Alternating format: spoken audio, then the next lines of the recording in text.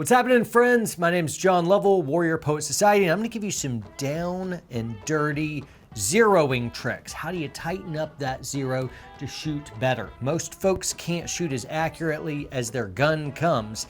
It is more the Indian than the arrow. So I'm going to give you 3 big zeroing tips.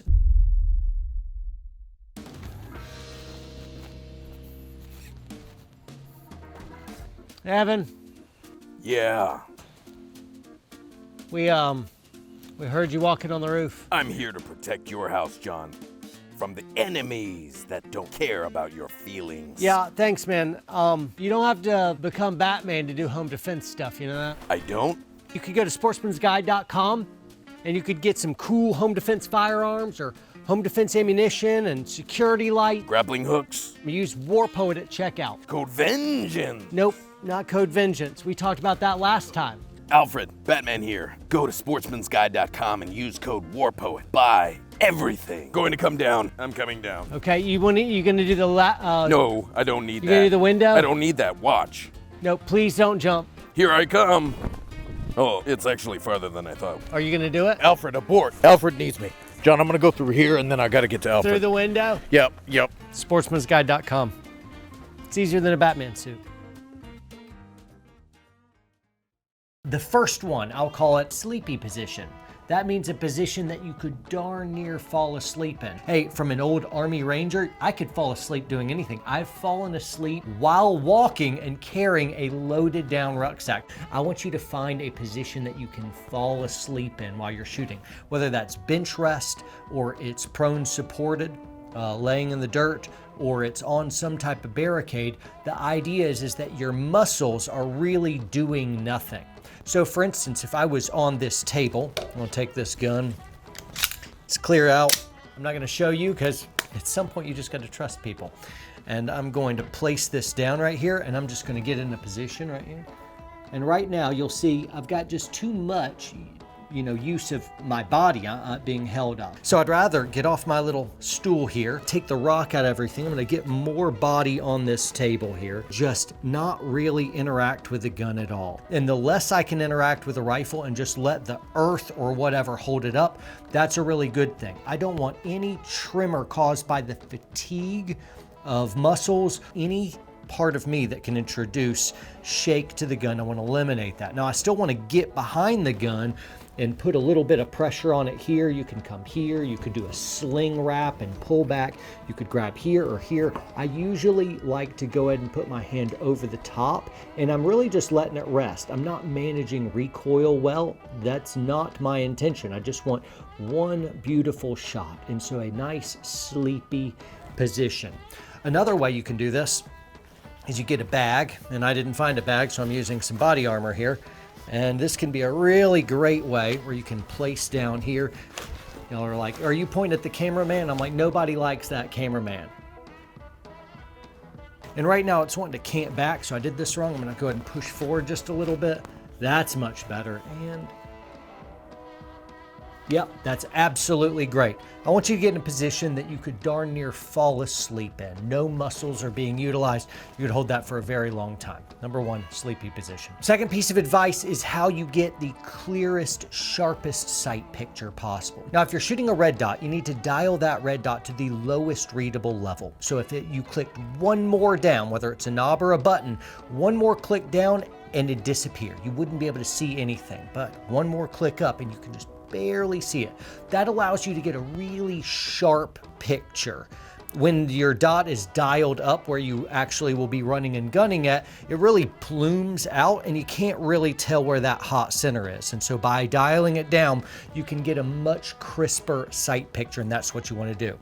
Another piece of advice is when you are shooting that red dot or even reticle, your eyes can start to strain pretty darn quickly as well. So as I am taking real careful aim and I feel that strain and what was sharp just a moment ago starts to get just a little bit blurry, what you can do is you're aiming and you see it start to get blurry and then you just go ahead and close your eyes, rest them for a moment, and then just open it up and just kind of take it easy. You can also close one eye, which is not something I like teaching people for gunfighting stuff. You don't want to close an eye when you've never needed vision so much. So generally speaking, we shoot with both eyes open, but if you're trying to make that one crisp long distance shot or a zeroing thing, do whatever gives you the best shot possible. Now, regarding sharp sight picture for folks with LPVOs or other scoped glass, I would say that magnification is not your friend. That comes from Ryan Kleckner, who wrote the Long Range Shooting Handbook. Also, he was on the Top Shot show, and he's on our WPSN network teaching long range precision shooting. Watch WPSN.com, check it out, and you can see Ryan Kleckner teaching you all the stuff you wish you knew on long range shooting. Also, guys, if you want more zeroing tips on that same network, watch WPSN.com. That's our thing. You can see my Rifle 1 class where I go into far more detail on the zeroing process. Magnification is not your friend, Kleckner says. And what that means is you make cam all the way in so that you can see the very soul of your target. You know, you're evaluating whether it will go to heaven or hell. And if you are in that tight on your target, you're in too tight. And what can happen is, though you're in real tight, for whatever reason, you rarely will shoot very accurately that way. But test it and you'll see magnification is not really your friend. Now, if you have a second focal plane optic, know that you need to be shooting at 1 power or cammed all the way in at 6, 8, or 10 power. If you're a first focal plane user, then you can do whatever the world you want. If you have no idea what I'm talking about regarding LPVOs, don't worry about it. I'm saying this is a buffet. You know, there's food for skinny people and morbidly obese people here. The metaphor kind of got lost. This runaway metaphor. The morbidly obese people is like the people who knew a lot.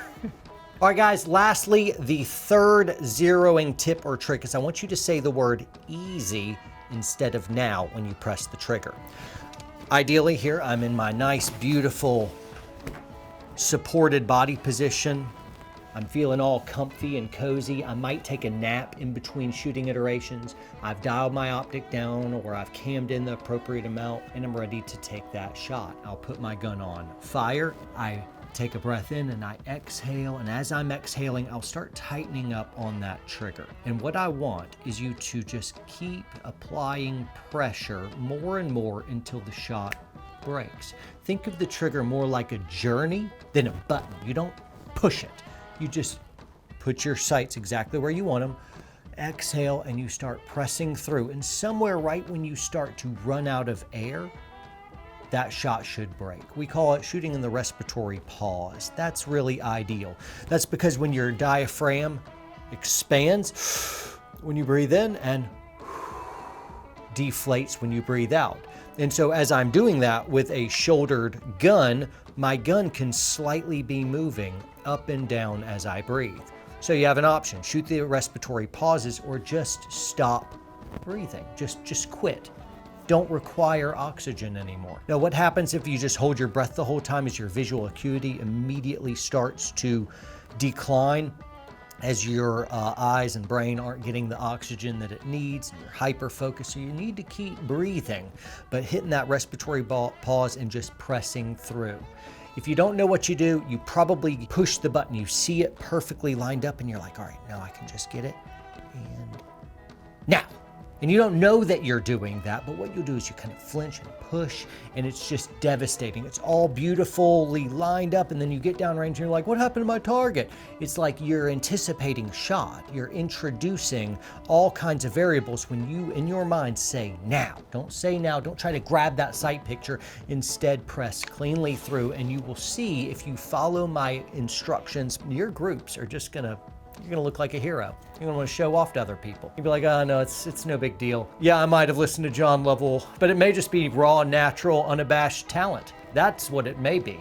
But you and I will both know it's because you listened to my video, and that's why you should go ahead and subscribe to the channel, toggle notifications about it all, like, comment, share, and all that stuff, and please check out our streaming service and our app at watchwpsn.com. All of our training classes are there, and much, much more shows, training, all kinds of things, and backed up YouTube content because big tech hates us.